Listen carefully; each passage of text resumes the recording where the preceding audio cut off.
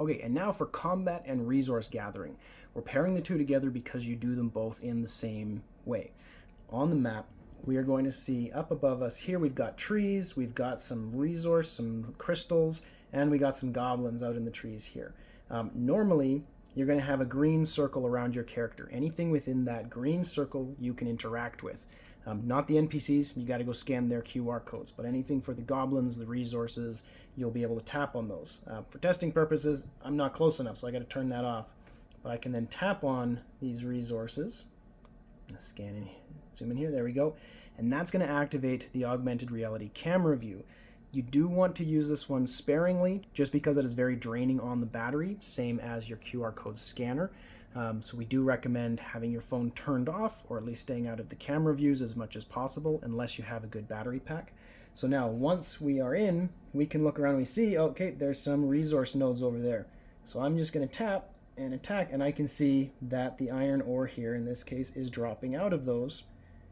And now to pick it up, I actually have to move closer until I'm close enough to pick it up, and then you'll get a little pop-up saying that you have picked up an item. If that happens to be in the street or somewhere unsafe, or it's not working, we do have the loot all button, which will then pick up all of those items and put them into your inventory. You will also see now for combat, same idea. I don't know if we'll see them here, but goblins will show up. Whatever monsters you're fighting will, same idea. You attack them there, but they will actually try to attack you back.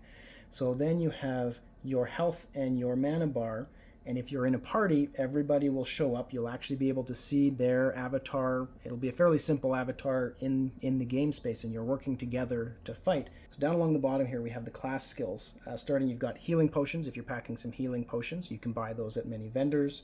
And then you've got 3 icons here, which are specific to your class. So part of your introduction into the game is you will be picking, are you a warrior, are you a sorcerer, are you a cleric? Eventually you will be able to multi-class as well if you decide that that's not the right fit. You just need to pick up the new weapon for the class you want to be instead. There will be instruction manuals at each of the starting locations that tell you what these skills are. You can also talk to Katie, her little avatar up in the corner there. She will have information on all of your skills as well in case you forget.